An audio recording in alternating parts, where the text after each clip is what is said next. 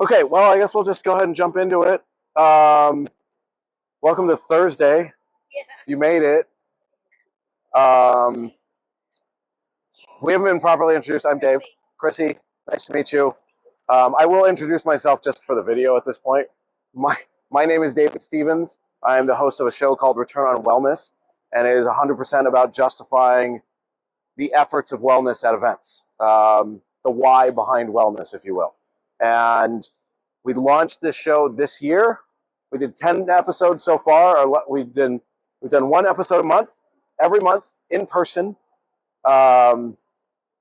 which turned out to be justified in one of the conversations where I learned that when you're within 3 feet of someone, you actually exchange EMF fields. So you actually have an electromagnetic field that we all produce. And when you're within that 3 feet of someone at an event, you're all exchanging energy. So that's why you feel that excitement when you come into a room. And if you've ever spoke before, that's all a real thing. So I wanted to do the conversations in person so that we could vibe and enjoy that. So today I'm just kind of go through the guests.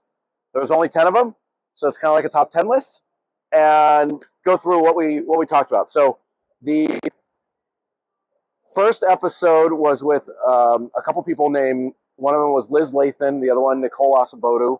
They started a group called the Community Factory.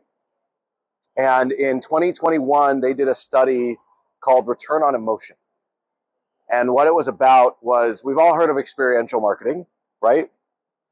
They figured out how to quantify it around sales.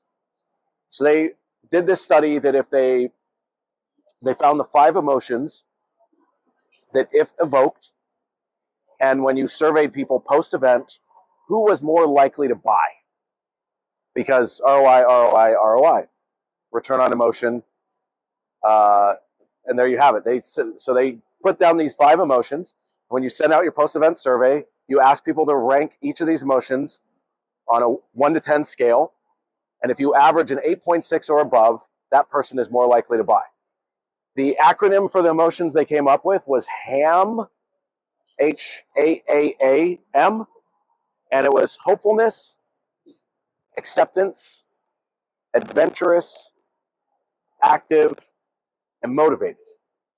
And what was serendipitous about that conversation is that usually wellness elements check all 5 of those boxes because people are doing something active.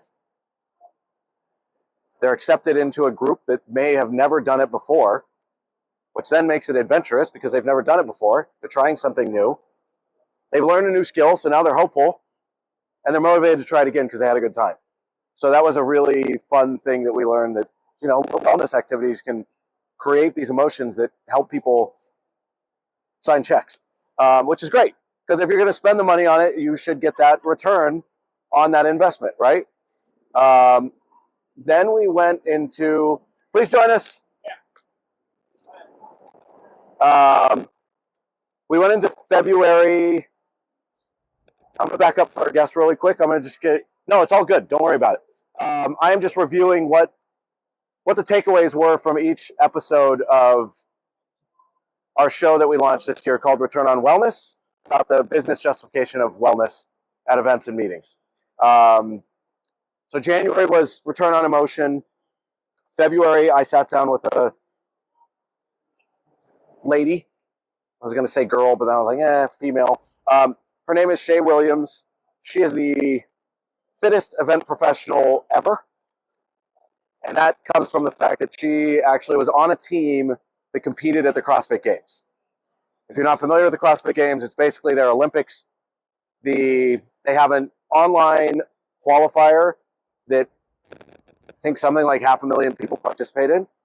And based on that, they select the top 30 individuals in the world in certain age ranges to go, and then there's certain teams that get to go as well. She also runs brand and events for a supplement company. And she joined that company right when she decided that she was going to be training to go to the CrossFit Games. The name of that episode was called Choose Your Hard. And what we really dug into was the fact that We're all going to have hard in our life. You can take the easy route now and get your hard later, or you can choose to do the hard things now. Getting up at 6 to get a workout in before a program is hard, but having to take medication because you haven't taken care of yourself is also hard. So which one do you want to do? Having to take, making the time to have time for yourself to meditate or go on a walk is hard. Trying to find it in your calendar because meeting after meeting, but trying to find the doctor's appointment to go to because you have too high cholesterol is also hard. So it's really about trade-offs and the fact that if you choose your hard, it's probably not as going to be hard. It's probably not going to be as hard as the potential alternative. You're not going to avoid hard. There's always going to be hard things in our lives. But by choosing them, you get to make that choice proactively, and you can go from there. She when we interviewed, I said, "Are you going to do it again?" She's like, "Absolutely not." Fast forward like 6 months. Her team tried to do it again.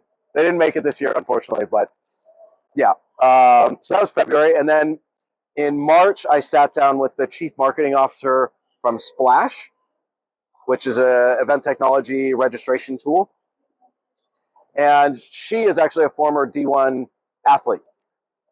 And what we talked about was the fact that events are actually a team sport. And that show day is game day. And how training makes sense. If you think about what is asked of you physically on an event day, is not that different than what is asked of an athlete on game day. You move more, you walk more, you burn more calories, you do all these things, and you also need everyone around you to pull their weight as well. If you think about like a relay team or a football team, there's all these people that play different roles, right? Food and beverage, AV, etc. Not that different. The fun part is, guess who your competitors are? Guess who you're trying to beat? Attendee expectations. That's who you're fighting against. That's who you're competing against, and you need everyone to pull their weight to ensure that you can do that. But if you aren't taking care of yourself and training prior to that, be it both mentally and physically and with your brain learning things, you're not going to win the day. Things are going to go wrong and your attendees are going to be disappointed. I never thought of that comparison, and it really totally made sense when I was like, oh yeah, because everyone's got to play along. Everyone has to protect the quarterback. Otherwise, it's not going to go well. That executive is going to sack the quarterback, your planner. Then after March, I sat down with, just going to check my notes. It's only 10, but, you know, sometimes IMEX is a little harder than other times. Okay. Oh, yes. I don't know how I almost forgot that one. I sat down with a performance psychologist named Dr. Jess, and she works with this one. This one has like over 6,000 views on YouTube, which was totally unexpected. She has worked with the DoD. She has worked with TSA. She has worked with Olympic athletes. She has worked with special forces. She has worked with everyday people and kids. But this one was really focused on mental health. And what we dug into was some of the things that we just can't avoid about attendees' behavior patterns. One thing we dug into was our circadian rhythms. They dictate so much of our behavior. By the way, and this is going to be fun because 1 o'clock is the worst possible time slot to speak. So you're all extra foggy. So basically what happens is when you get up in the morning, you're your brightest, your smartest, your sharpest first thing in the morning until about lunchtime. That can shift. We talked to someone yesterday. He's like, yeah, I don't go to bed until midnight. And we're like, and he works out in the evening. And we're like, well, what time do you get up? And he's like, well, it's 7 or 8. We're like, yeah, that makes sense. You go to bed that late. So his circadian rhythm, it's still the same timeline. It's just shifted based on the day. So I don't want to say 12 is when it happens, but you're your sharpest in the morning. So when you're thinking about this and you're doing event design, how are your speakers placed throughout the day? Do you have some keynote you spent a shit ton of money on? If you did, put them in the morning. The other thing is, we talked about attention span, because she worked with the TSA, and they only spend 15 minutes in any given position before switching, because they want them sharp. So when you're executive, it's like, I need 60 minutes on the keynote stage, you'd be like, great. What if I told you they're going to forget 40 minutes of that content and watch them lose their shit? Because that's the truth. TSA moves around for a reason. So circadian rhythm, best time of the day, things is in the morning. She worked with the Pentagon to move all their wartime decisions from the afternoon that they were having after lunch to the mornings. Because what happens after lunch, you go through what's called a postprandial dip, which you're all experiencing now, where you're just kind of a little foggy. So that 1 to 3 o'clock time frame, which we're right smack in the middle of, you got to choose things that are maybe not so thought intensive, or things that are active, team building, things of that nature, where people don't have a choice but to pay attention, but they don't necessarily have to think and try to remember things. And then about 3 or 4 o'clock, you come back around, and it's actually ideal for, that's why most school sports are in the afternoon, because your body is primed for physical exertion, strength, movement, those kinds of things. And then she got into a whole other thing about how people learn. It was that one, like it was unbelievable. So that was that. And then we went into May, and I sat down with the editor of Smart Meetings magazine, JT Long, and we really talked about if wellness is a trend or not, and if there's any traction there, and if it's going to stick around, or if it's just fancy spas that hotels are trying to charge more for their room rates because they have a spa and they put a Peloton bike in their gym. And now they want to double their ADR. And it's not. What's really exciting is we're starting to see wellness showing up as a category that the industry is starting to measure properties on. Coincidentally, I said, because I spoke to her, and they were like, every year they're like, oh, best golf resort, best beach resort, best convention center hotel. There's all these categories for like the best hotels. And I messaged her, I was like, where's the wellness category? We're all talking about it. Where is it? And she's like, we should add it. And she said, who would you nominate? And I sent her some. They just took the nomination. So I think the exciting part is next year it's going to be an existing category. It will be open for nomination. So if there are hotels that are doing wellness really well, be on the lookout so you can nominate. But it's not going away. It's getting traction. It's sticking around more. One of my upcoming guests, we're going to talk about exactly that. She's right there. We're going to talk about exactly that. Then I had the pleasure of having people on at the same time. Normally it's one-on-one conversations. I had Janine Cliff with the Four Seasons. She leads a lot of their wellness efforts. She's like working with, she's global sales, but she's also a practitioner herself. And she has been working with the properties on how to bring wellness to the properties along with their events. And I also sat down with a woman, Lori Sharp, who has been in the corporate space for a long time. She's now independent, but we kind of got different things from her. But what was really interesting is before we actually started recording, somebody said the term woo-woo. We've all heard the term woo-woo, right? Yeah, it's woo-woo. Hippy-dippy, that kind of thing. And when we were sitting there, I could feel Janine just like clinch up. Like I had just said some kind of other slur. Pick one. I'm not saying any. But like she cringed. I could feel her cringe when we said woo-woo. I was like, okay, we're going to talk about, or can we talk about that? She's like, I would love to talk about that term. So what we dug into, I said, I'm not saying it again, by the way. She said it like 3 times. I said, I didn't say it. You kept saying it. It's one of those terms that it's for the people that are practitioners and that are into wellness and are into more spiritual side of things. They find that word to be discrediting.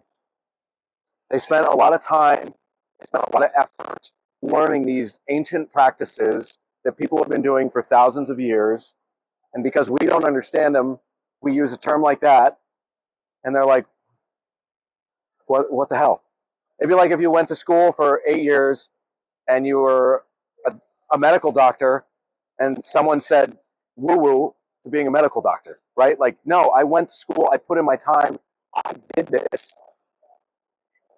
It really just kind of discredits the effort that those practitioners have put in to those modalities. What was interesting about the conversation with Lori was very insightful about talking to executives. So if you're looking to incorporate wellness into your events and you're struggling with executive buy-in, Lori was like, here's how you do it. And she offered a lot of poignant tips, and it was really about dollars and cents. It was about leveraging that, kind of some of that other stuff, like the return on emotion, the fact that timing your agenda appropriately so that people are obtaining the information and holding on to it. Sorry, we're kind of a little bit in.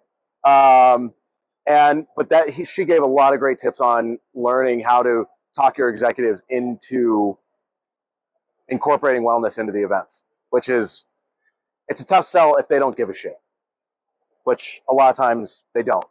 I think at the same time, though, one of the things she talked about was just because your executive is a whiskey and cigar person, that doesn't mean that's not necessarily wellness. That's that person's wellness. That's where they find their mental happy space. So it's really about agency when it comes to wellness, because, well, okay, so you like whiskey and cigars, but what if someone else likes something different? That's what we're trying to do. We're trying to give everyone their whiskey and cigar experience, right? So that was some fun positioning she had to help executives try to get on the bandwagon. I mean, getting them to experience it is its own thing, but it's not exactly easy. I believe the one after that was Julius Solaris. Have you guys ever heard of him? Maybe? No? Yes, I got that on camera. Someone who doesn't know who Julius is. Love you, Julius. I can't wait to send him this. She didn't know who he was either. So he has been around the industry quite some time, and his specialty has really been event tech. But what was interesting about him is I learned a lot of things. He said he probably knows more about nutrition than he knows about event tech. And I was like, I'm sorry, what? And he has gone through his own internal battle and lost, I think it was like 180 pounds. That's a person. That's like what I weigh. That's a lot of weight. And he talked about how losing that weight changed what he could do and what he was capable of.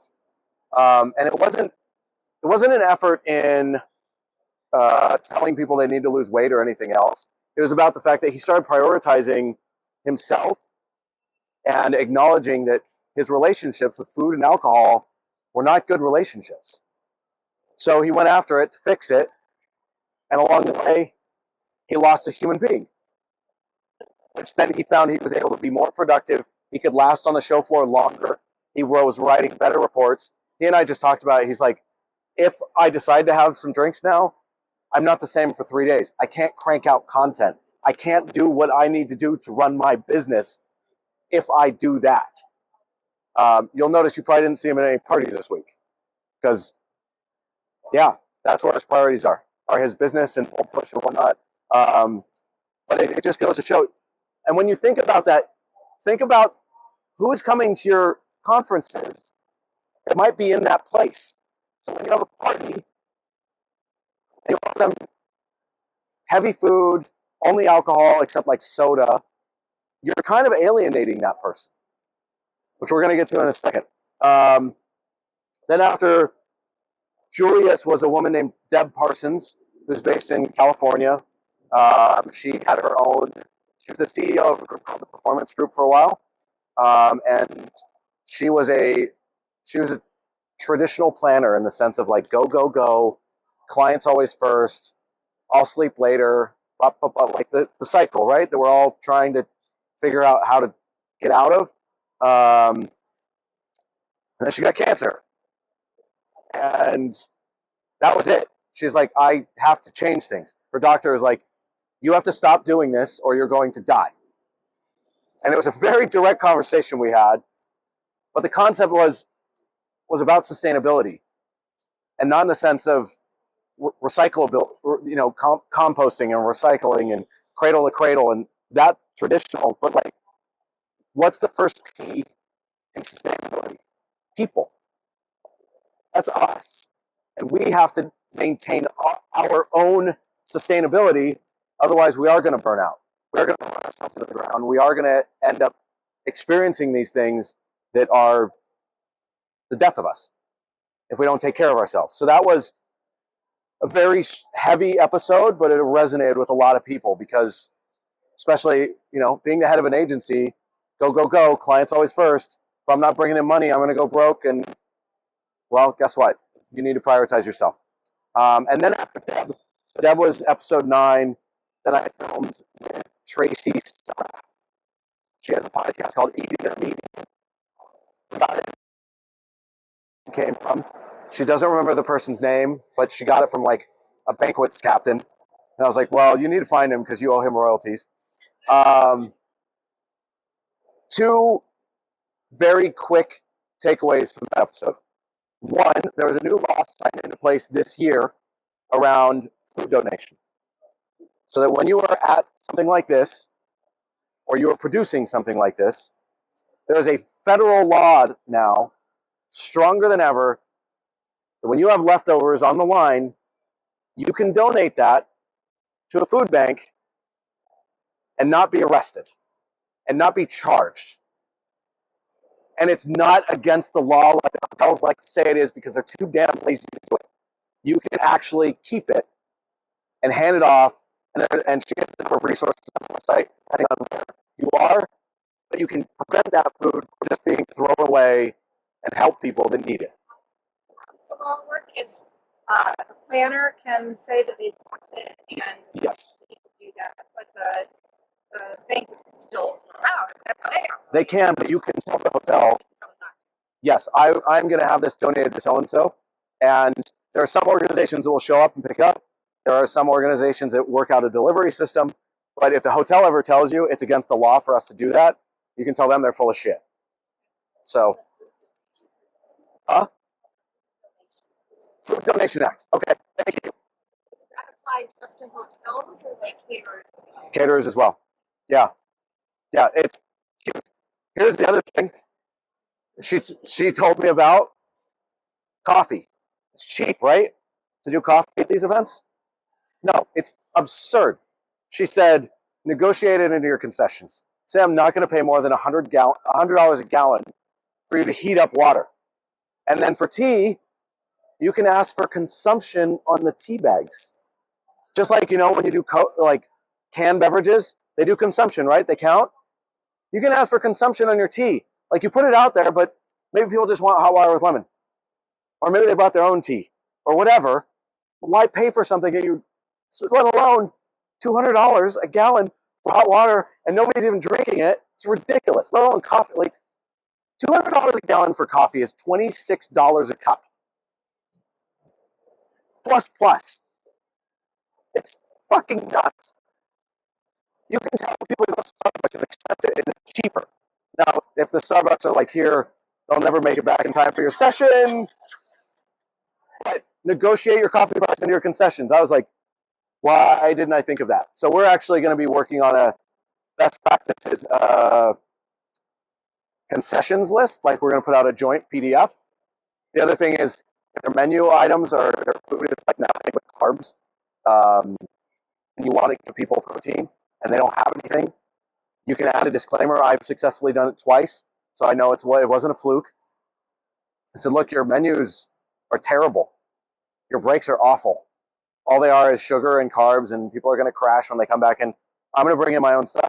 I went to GNC and I bought a bunch of beef jerky, like the little mini bags, and protein bars and whatnot. And people are like, this is amazing. That and like whole fruit that you pay for on consumption, another one. You can completely transform the price of your breaks by doing that. So we're gonna hopefully be releasing that soon. So that was the most recent one I just did in October. I'm actually filming the next two episodes. One with Rachel this afternoon, and then also we're going to be doing an episode called IMEX The Hangover with Tahira, who runs all the education. So everything you've enjoyed over here, she's the woman behind the scenes. So that's going to be a very interesting and enlightening conversation, I'm sure. So basically out of time. So are there questions